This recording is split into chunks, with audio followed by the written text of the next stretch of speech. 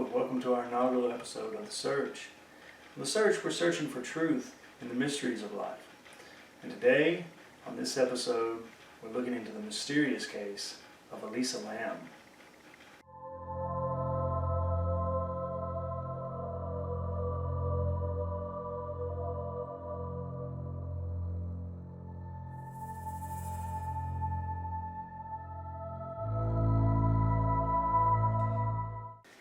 Elisa Lam was a 21-year-old University of British Columbia student from Vancouver who wanted to take a West Coast tour of the United States in between her semesters at the university.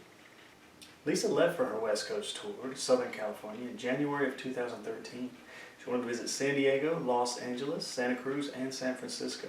She traveled down using the Amtrak rail system, and she did make it to San Diego, where she visited the San Diego Zoo.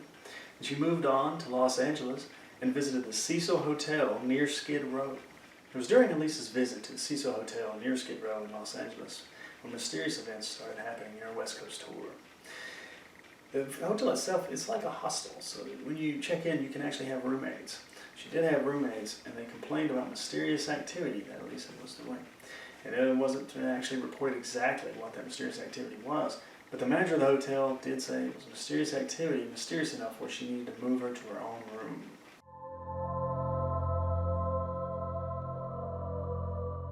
While Elisa was on her West Coast tour, she kept in touch with her parents daily. And then on January 31st, 2013, she did not get in touch with them. They kept trying to get in touch with her and could not. They contacted the Los Angeles Police Department for assistance. They reported her as a missing person. They even traveled down to Los Angeles themselves to assist in the search.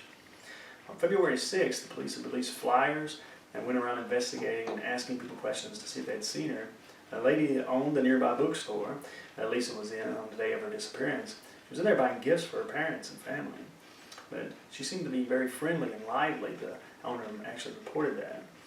But no one could find Elisa. Then they searched the Cecil from top to bottom, even using dogs to try to sniff her out. All of her effects seemed to be in her room. There was no explanation for where she went. The police did not find her. So a week later, they released on February 14th an elevator video showing the last known footage of Elisa. They released this footage to see if they could get some help actually finding her, see if anyone had seen her. This footage is disturbing, but it is the last known footage of Elisa.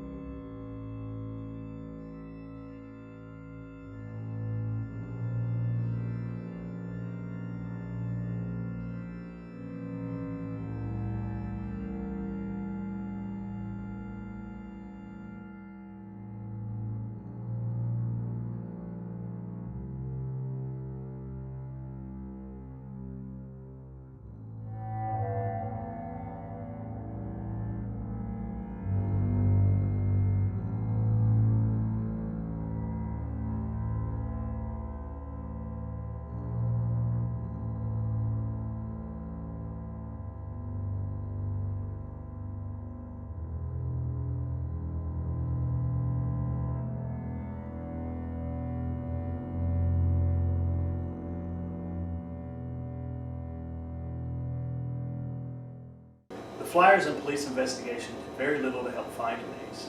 It seemed as if she had disappeared off of the face of the earth. Then on February 19th, the residents of the Cecil started reporting a foul-smelling odor coming from the tap water. They even reported the water to be dark and black in color. A maintenance worker did go up to the roof to check these 4 1,000-gallon tanks that fed the water system of the Cecil. And what he found in one tank was the lid on top was actually open, and underneath he found the body of Elise floating 1 foot under the water, looking up at the open hole.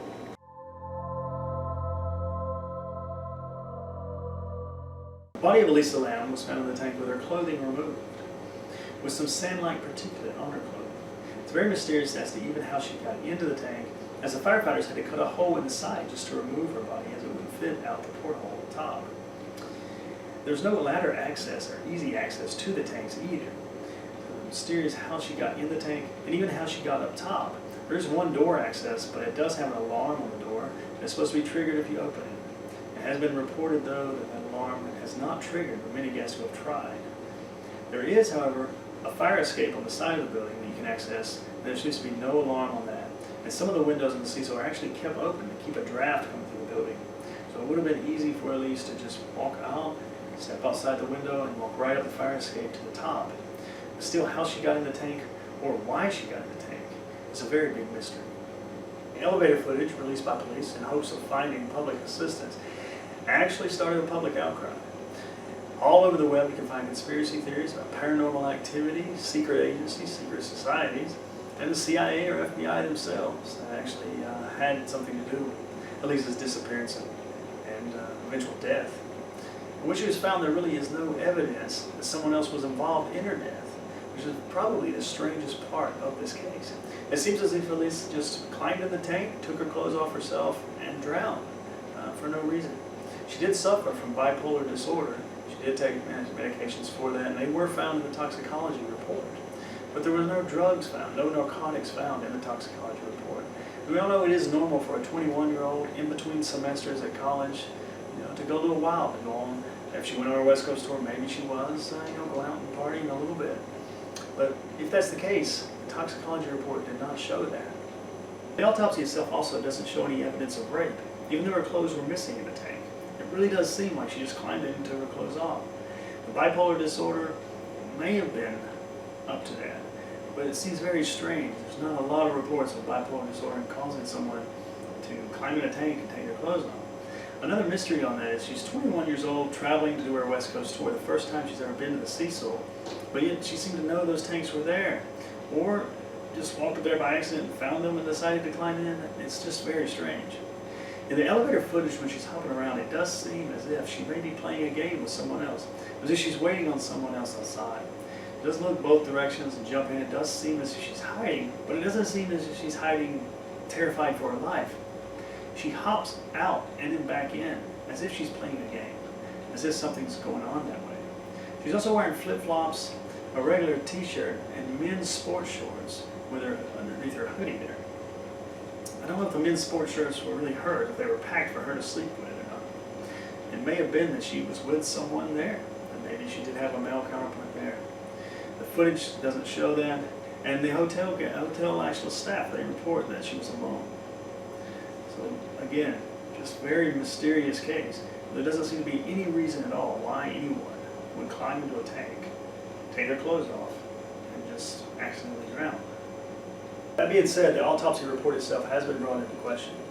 It was a couple of weeks before the body was found, and there's a lot of drug cocktails that would not be detected in the blood system, especially the small amount of blood they had to actually test.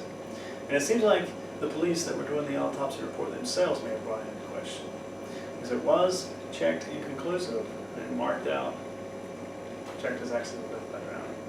There are a couple strange things to this case. I don't know, as you can tell, there may be more than a couple. But one thing is true. Her phone was missing. It wasn't found in her body. It wasn't found in the tank she was found in. And it wasn't found in her room. It was never found. You would think if she had lost her phone and accidentally had drowned in the tank, it may have been found and actually reported back to the police. More likely, though, someone might have taken the phone. If the phone had evidence of Elisa hanging out with someone else, maybe playing that game in the elevator with someone else, it would have been best for them to take that phone. It seems to be a very strange part of the case that doesn't seem to have been investigated very much. The phone itself, still to this day, is missing.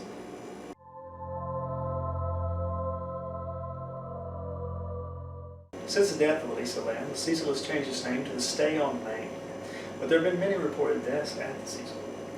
Elizabeth Short, with a Black Tony, reportedly made the Cecil her last stop before her untimely death. Richard Ramirez, with a Night Stalker, reportedly stayed at the Cecil while he was active. There's also been many reported suicides at the Cecil throughout its years open. Due to the elevator footage released by police, this case will be looked into for many years by online investigators. But the police themselves have closed the case as accidental death by drowning. There are many mysteries left on this case, many things that are unresolved. The phone being gone is one of them, but the clothes being off, how she got in the tank, why the alarm didn't go off when she tried to get up there.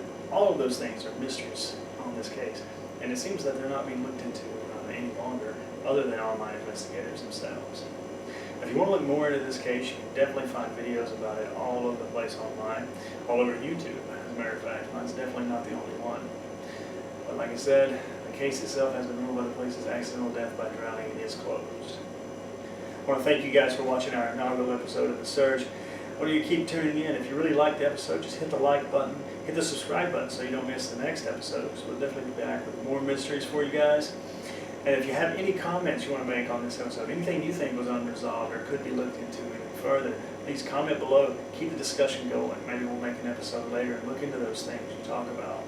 Other than that, once again, thank you very much for tuning in. Hope you guys have a great week.